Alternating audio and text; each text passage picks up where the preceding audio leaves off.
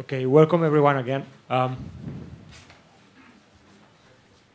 So I'm going to talk about WebRTC, and well, we have been talking about APIs, SDKs.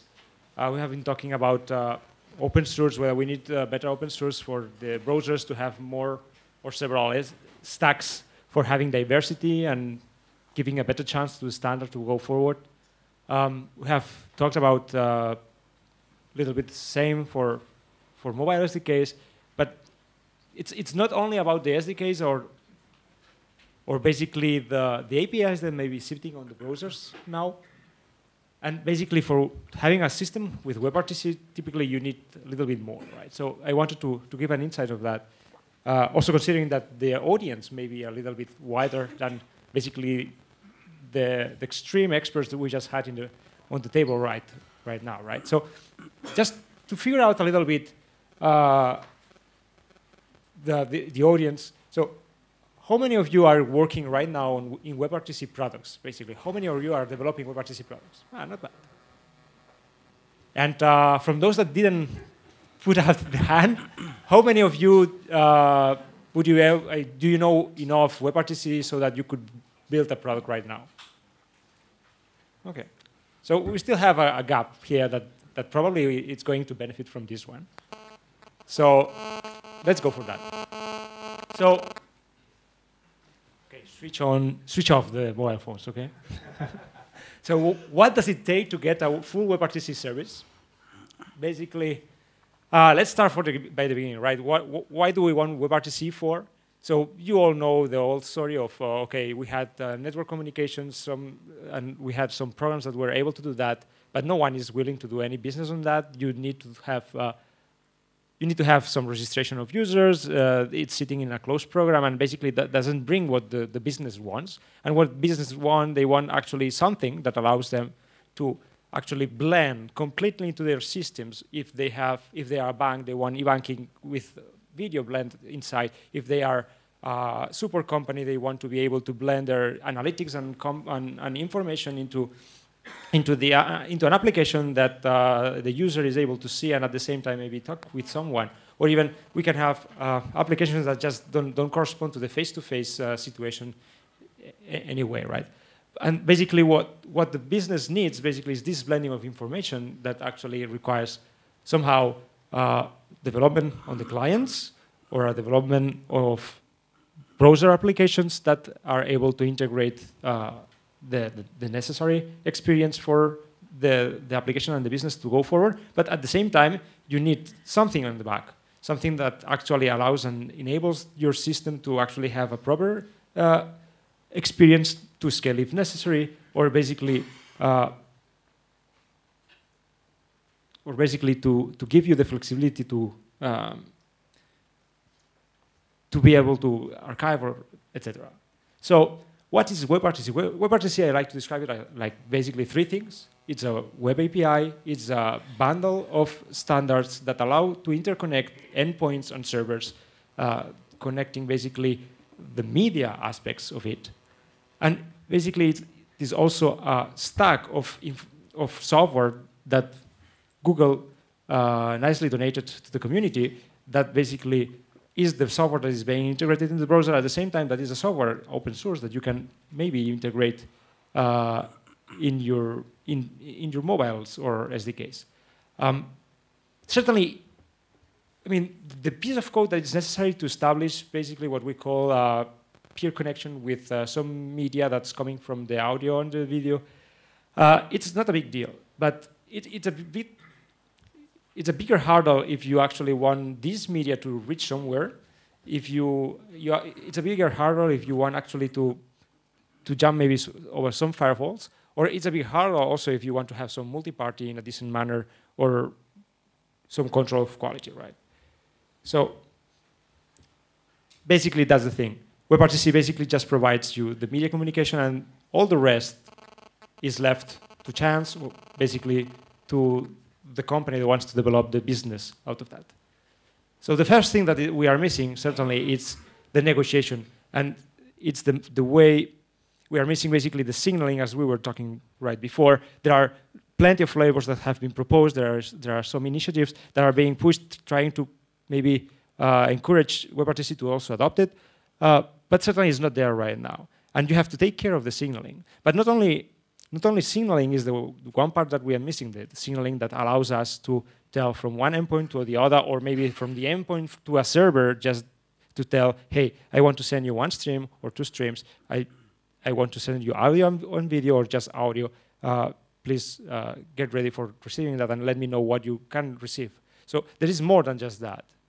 And the question comes, okay, so what if we need some session management, right? So somehow we are just talking between one endpoint and another endpoint to establish one communication, but it's not only that, depending on your application. Maybe you need to create rooms. And maybe you need to be able to add users. And certainly, you may want to do that without having to users to need to register to your system or not. But there are more things. You need to jump over firewalls, or you need to do efficient multi-party calls. And at some point, depending on your use case, depending on how your multi-party calls are, depending on the kind of networks you are actually communicating over, you may need some intelligent media quality of control of that media that's passing maybe through a server, maybe. We didn't talk yet about that. But still, we talk about SDKs before. And one of the important things is that you need to be as wide, your application needs to cover as much as possible, or should be able to cover as much as possible of the different platforms and browsers. So native mobile or even Internet Explorer support could be interesting, or maybe even Safari, right? But in the end also you have the issue of scaling to millions. And in addition, well, if your service may spread all over the world, and your customers, you don't know exactly where they come from, you probably need some diversity on geolocation. So those are a large list of things that we could probably increase even more, that you need to address basically when you are building a service that's based on WebRTC. So that's how it would look like probably, right? So you are there. Does it work there? Yeah. You are over there. You have your server for server application. You have your business application, and somehow you have to manage to establish a whole network where you are able to handle authentication. You are able to handle signaling such that you interconnect all the possible clients. You are able to selectively, at least probably the 80% of the calls were needed if you are in a peer-to-peer, but at least you need to have some stun and turn capability so that you can clear and find the path to your other connection if there are firewalls or special NATs in the middle, or even a media server if you want some more involved features, like could be quality control or even archiving on the cloud, directly uploading to Amazon. And then still, probably if your service is large enough, you need some super stack that is able to, in a way, monitor all your system, balance loads, probably check that no problems are appearing and that no specific customer or maybe even no specific set of users are having trouble with your application, because the internet is diverse, and sometimes there is an upgrade of Chrome and everything goes nuts. And what do you do there? Do you monitor all this? How? I mean, you need to care about that, right? So let's see some examples basically of possible applications and what you probably would need behind that, besides the development that you might be doing on either on the client, which is the iOS or Android or whatever, or the browser, for example, right? So let's have this example of a company that's from Spain. It's Match Me TV. They have basically a group discussion social chat, let's say, that's able to also provide an experience combined of co-chat, co-watching of video, co-browsing of the internet, co-sharing of presentation, co-designing. I was just talking with one of the employees of the company right now, and basically they seem to find a very good interest of this kind of application in companies and some enterprises, right? So the thing is, you have multi-chat here, basically. And the first thing that it comes to mind is, okay, how do you do the multi? You can do, I mean, certainly it's not going to be about the mesh, mainly if you have like more than 3 people. And we had the traditional way that everyone knows and telco know of the transcoded version, where basically you get all the people and you mix them and you have just one thing that you fit to the remote client that's going to receive the video. But this is really very, I would say, it's very constraining in terms of what user experience you can provide and what freedom in your applications you can get. So if we go this way, probably we are still sticking to the usual video conferencing use case that it's just one use case of interactive real-time video communications. So probably one of the most popular or pretty popular approaches that is being taken in terms of architecture is the routing of the media in a way such that whatever comes from one of the publishers is distributed to most of the subscribers. And you can just do it directly, so just acting as a relay, or you can also play some smart things here, but that already depends on how good you want to have your quality of experience and your media quality handling, right? So for example, one typical situation that you can find in a multi-part is that, okay, one of the clients, let's imagine that we have a relay situation, right? So you have one guy that's publishing to the server, and the server, you want it to be relatively smart and resilient for the communication such that it lasts the communication as much as possible in the event of some problem in the network, right? So imagine that you have some problem on the network, then what you would like your server to do, and you have to account for that, is to detect that there is a congestion, maybe switch off video. And since you are in a relay mode, and probably this guy is constrained to have to send the worst quality possible that all the clients receive, you probably, by doing this, also will help allowing all the other clients to improve their quality at the same time. And eventually, if network becomes better, you want video to become better. So actually, your cloud should also be accounting for that, for instance, for example.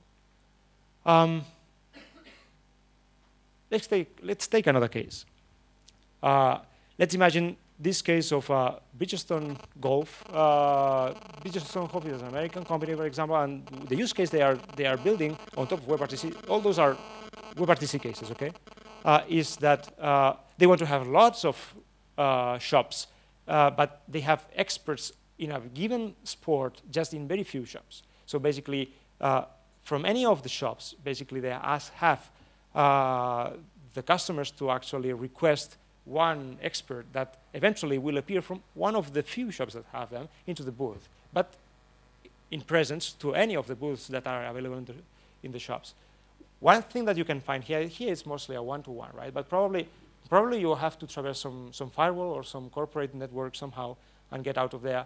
And one of the things that we found is that, of course, you can use turn, but it's not only that. Probably, maybe you, if you have enough customers or you have enough investment on your network, maybe you are paying a little bit of attention on how you allocate the turn based on your media server, maybe. And actually, if you have some good optimization of turn routing and turn allocation, you may have like dramatic differences in quality of just having like 100 kilobits per second of video communication, which is pretty crap for VGA, or even for 874, which is quite decent quality, right? So you have also to account for this. Another use case, e-learning, Minerva Project. This is an American company that basically has created an experience for university learning, right? So basically, the usual situation of use is that you have like 20 people in a chat, in a video chat, the teacher and 19 more, for example, or 20 more. This to hold on a regular network is pretty rough, right? 20 people. So then what you actually need, you have that depending on who's talking, if it's the teacher that's explaining the lesson, or maybe it's one student that is actually contributing to the class, you'll actually need some dynamism on the change, in the change of quality for everyone. So you need, in the end, that the budget of bitrate that is allocated to the whole bunch of people, at least in download, is no more than 2 or 3 megabits. Maybe, no, sorry. In the upload, you may account for maybe 5, 6 megabits per second in the download, but certainly 20 people don't make that, and you want much less. So one way is to have, with current WebRTC implementations, one way is to have some implementation in your server such that you choose the frame rate that you allow to have the teacher, maybe, versus the other students, like 30 versus 1 frame per second. You tell me, how do you do that through the API? You don't do that through the API. You need to do some special mangling with the protocols on the server. And then that brings us to the thing that, okay, you want to do some special thing in your WebRTC communication, so then you need a particular backend behind that as well. Or if we go a little bit farther away,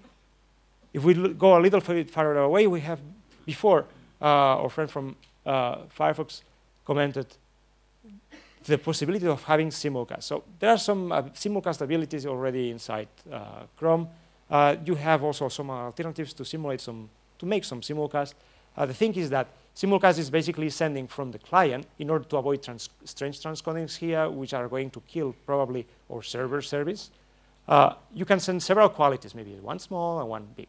And depending on your client, depending on the network they have, depending on the user experience, because this is important, the user experience sometimes, basically the UI of the application might need to decide about that and feedback it to the cloud. And then depending on that, you may be able to choose which quality you provide. So let's remind the problem of before, where you had some good clients and some bad clients that needed to completely detach itself from the network, right, in terms of video. So actually, if you have this situation, I mean, it's tested that, for example, in a multi-party of 5 people, the quality measured in bit rate that you are transmitting to the subscribers can be as high as 90% higher. Yeah. 5 minutes. 5 minutes, okay. And then we go to the mobile side. Okay, another use case. Fluke, for example, it's a company that basically they serve companies, gas companies, electricity companies, and these companies need to send people to the field to check what's going on the pipes or on the cables, or maybe do some repair, and they have the engineer, maybe they cannot send the engineer at every single situation. But so on the field, they will probably combine the data that are getting from the field with the data and the face-to-face communication, and maybe showing the situation to the engineer that sits back in the office. Or this one that you have already seen probably. I'm sure that everyone knows this one. The people in this company, they focus on all the robotics, on all the remote control of this system, and they leave basically the WebRTC video communication. So the video communication, they leave it for WebRTC, and the WebRTC basically is sitting on top of an iPad. It's Tokbox basically that does it in there, but let's forget about that for now. And what do we need for this? Basically, as we were talking, okay, we have this situation where in order to be able to accomplish that, you will need some SDK on top of, you will need some signaling, we said, we will need some messaging, we will need some additional control on top of WebRTC and what is the browser, but on the iOS, you have nothing. And if you want interoperability, you'll need to have the same signaling, you'll need to have the combination of WebRTC and also some of the protocols that maybe iOS is not covering. And if you, for some corporate customers, you may also need to provide a plugin so that Explorer, maybe also Safari, are able also to run your application if you are if you want to be able to sell in that place. And finally, last but not least, the example of Firefox Hello probably. So probably most of you have noticed a new icon here in Firefox recently. No? You should check again. So basically, what is it? So basically, Firefox has decided that it's important for them, and I think they are right, very right, to have their equivalent of Hangouts, maybe of Skype, and get into the space of video, right? So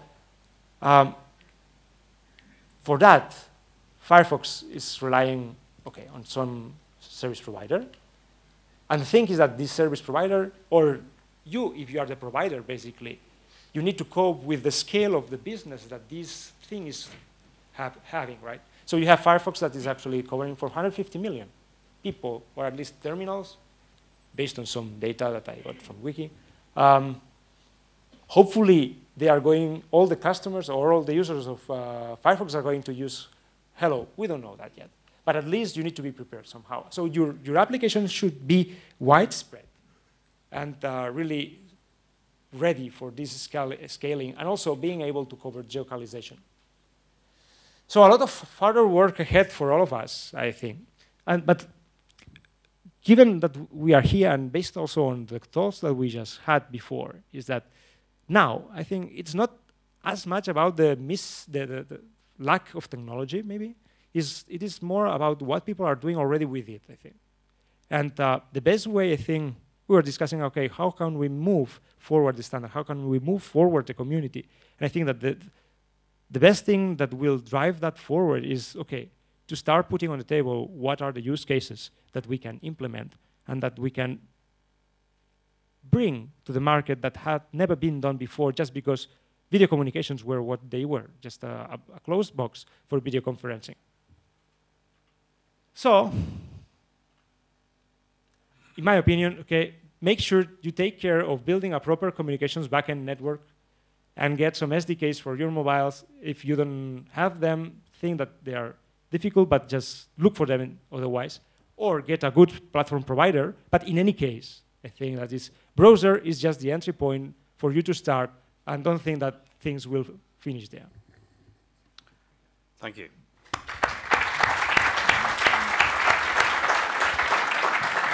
We have time for one quick question. Gentleman there. I have a microphone.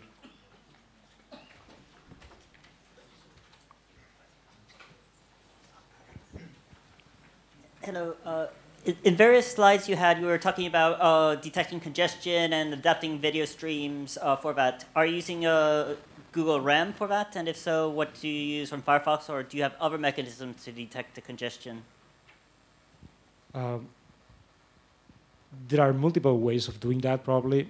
Google RAM is a way, but also Google RAM is based on standard statistics and a bunch of mathematics on top of that. So I would say it's a combination.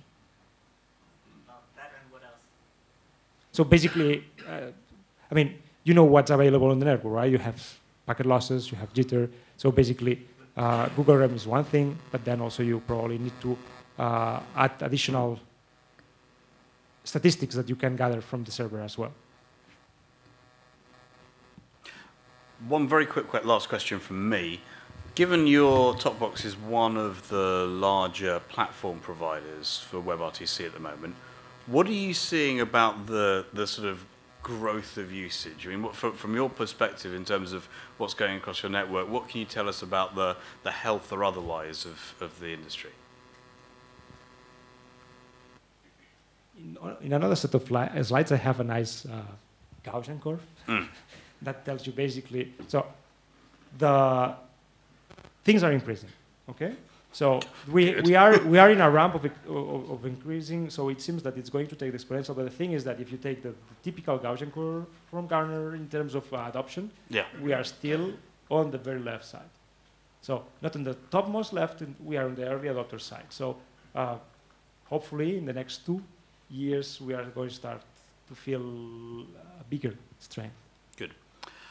Okay, all right, thank you very much once again.